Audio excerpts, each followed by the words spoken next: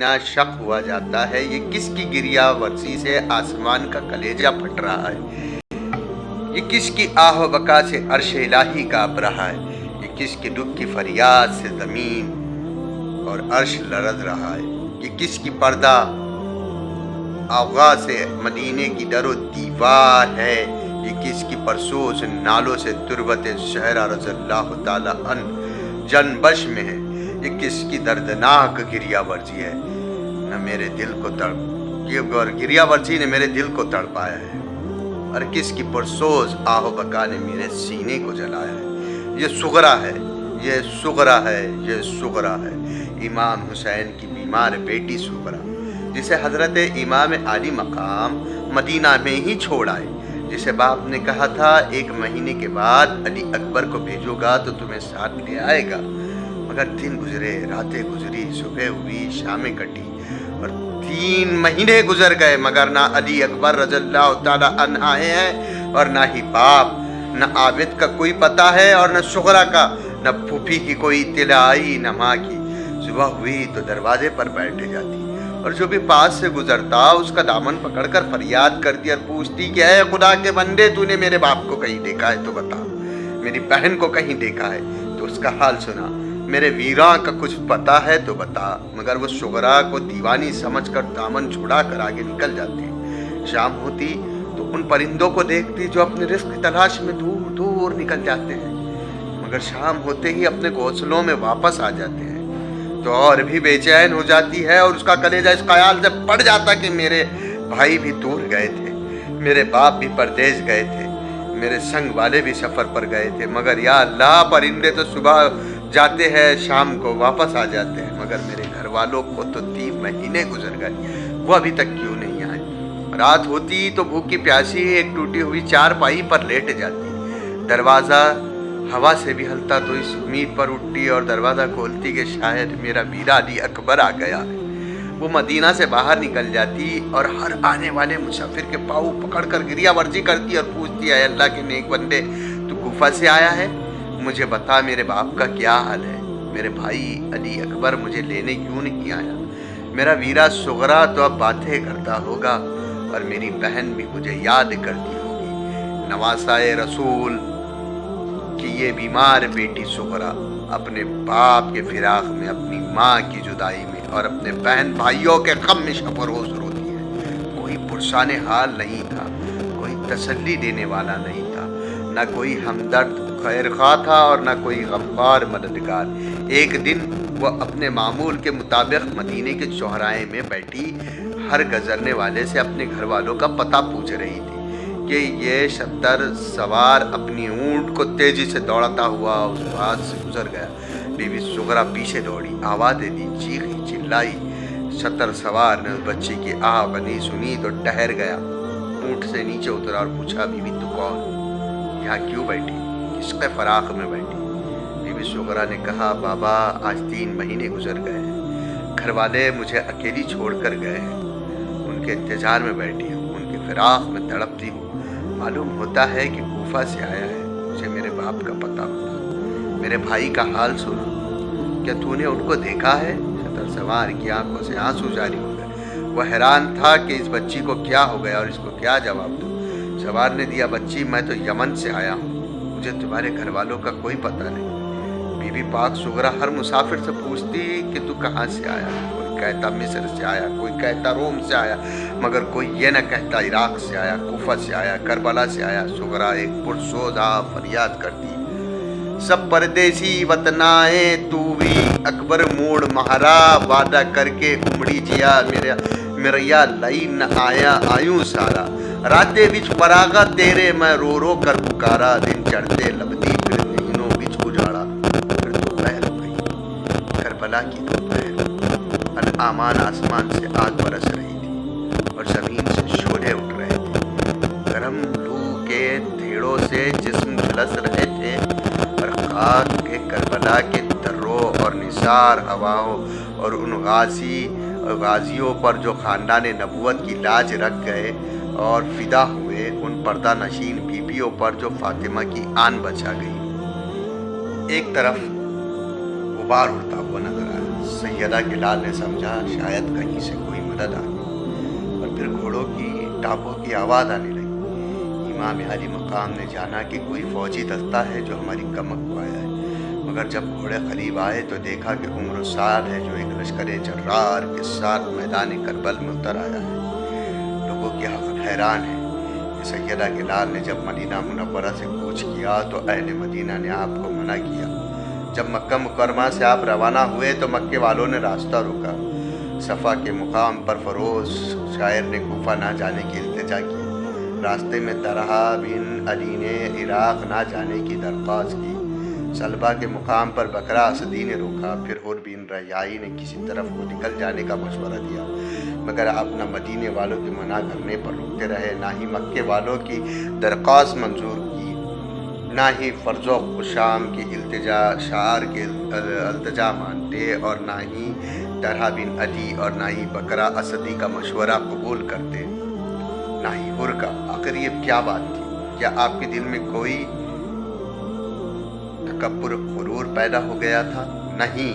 क्या आपकी अक़ल सलीम जवाब दे चुकी थी? हरगिज़ नहीं। और मेरी तौबा, मेरी तौबा, मेरी तौबा। तो फिर बड़े ही ताज्जुब की बात है कि हज़रत इमाम हुसैन ने किसी की भी बात नहीं मानी और अपने अटल इरादे से आगे बढ़ते ही गए। मुमकिन है कि किसी के परेशान जहन में ये सवाल पैदा हो और किसी बेअक़ल की अक़ल हैरान हो कि आपने ऐसा क्यों किया,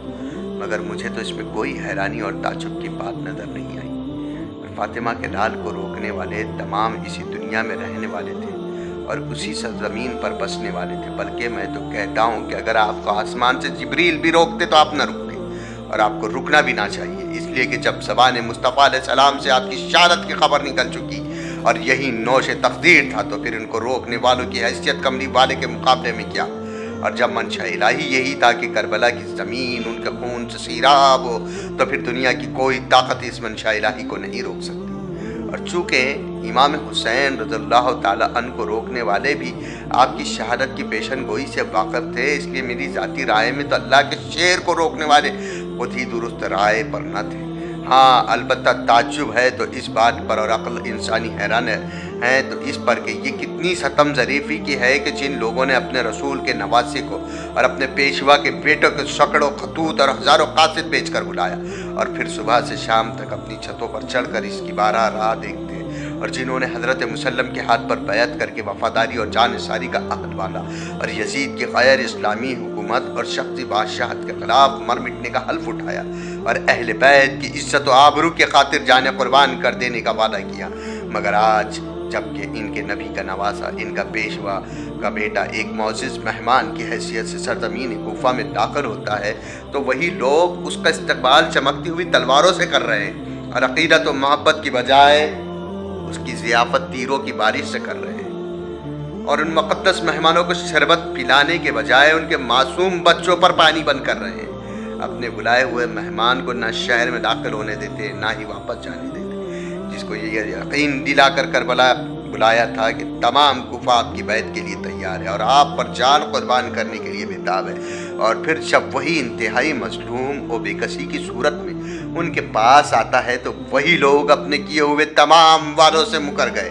अहद तोड़ दिए, कुर्बान हो जाने की कस्मों से मुनारफ होकर उसको यजीद की बैत करने पर मजबूर करते हैं। और फिर ये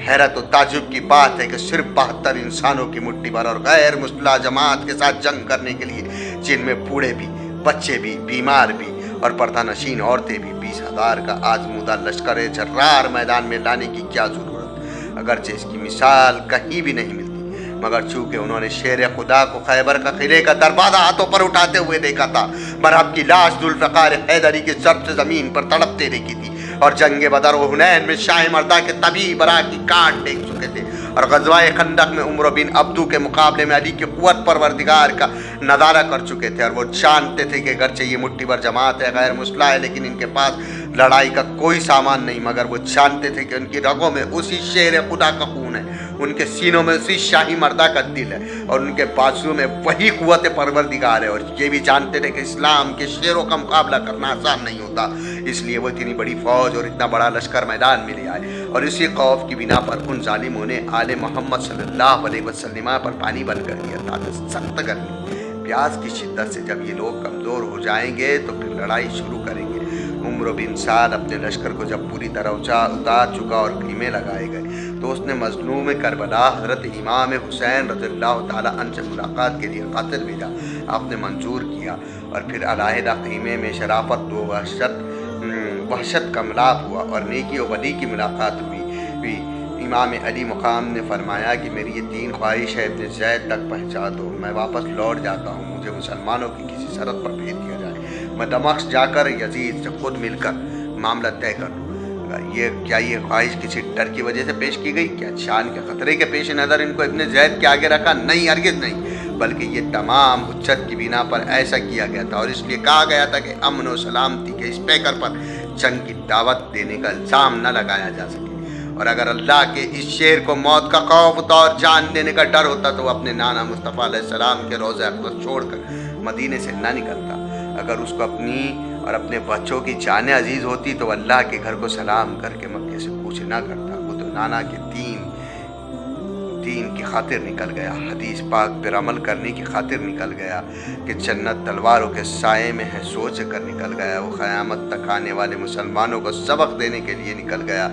میدان کربلا میں ننھے بچوں کو لے کر نکل گیا۔ پتہ نہیں یہ کسی اور میں جرت ہو ہی نہیں سکتی۔ پتہ نہیں کیسے لوگ، کیسے مسلمان تھے کہ جو محمد مصطفیٰ صلی اللہ علیہ وسلم کا کلمہ پڑھتے ہیں، جو مولا کائنات کو، علی کو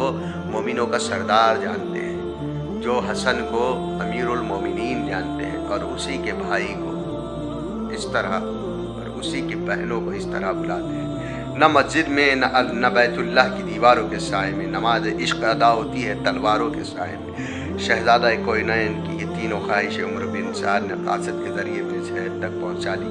مگر ابن زید کا پتھر دل نرم نہیں ہو سکا اور اس نے جواب میں عمرو بن سعد کو لکھا کہ حسین ابن علی پہلے یزید کی بیعت قبول کرے، پھر دوسرے معاملات پر غور کیا جائے گا۔ تمہیں حسین کا سر لینے کے لیے بھیجا ہے، صلح کرانے کے لیے نہیں۔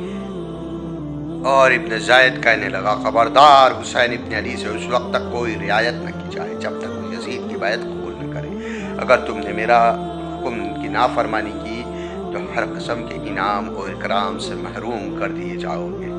محرم الاحرام کی 7 تاریخ کو شمر بن روشن ابن زیاد کا دوسرا حکم لے کر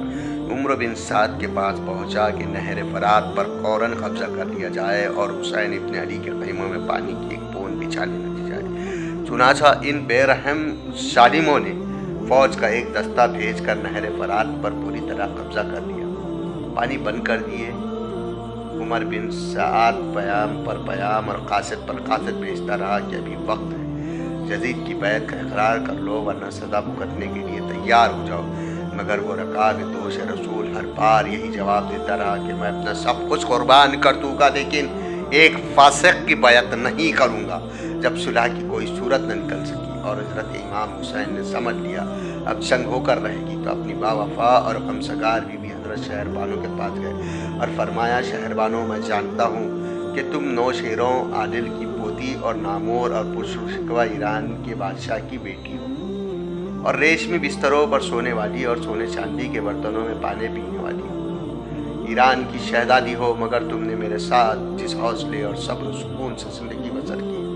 میں اس کا شکر گزار ہوں، اور میرے گھر میں تم نے جس شوق اور ذوق سے جو قسمت انجام دی ہے میں ان کا ممنون ہوں، لیکن عرب والوں نے تمہاری کوئی قدر نہیں کی اور ان ظالموں نے تمہیں یہ دن بھی دکھا دیا ہے کہ آج تم اور تمہارے بچے پانی کے ایک ایک قطرے کو ترس رہے ہو، اور میں جانتا ہوں کہ تم پر مصیبت کی راتیں اور دکھوں کے دن سب میری ہی وجہ سے ہیں۔ اب چونکہ لحظ بر لحظ بگڑتے جا رہے ہیں، پتہ نہیں کس وقت دشمنوں کی طرف سے جنگ کا اعلان ہو جائے، اس لیے اب بہتری یہی ہے کہ تم اپنے بال بچوں کو لے کر ایران چلی جاؤ، جہاں تم چاہتی ہو چلی جاؤ، میں اس کا انتظام کر دیتا ہوں، مگر قربان جاؤ اس غمسگار بیوی کے قدموں کی خاک پر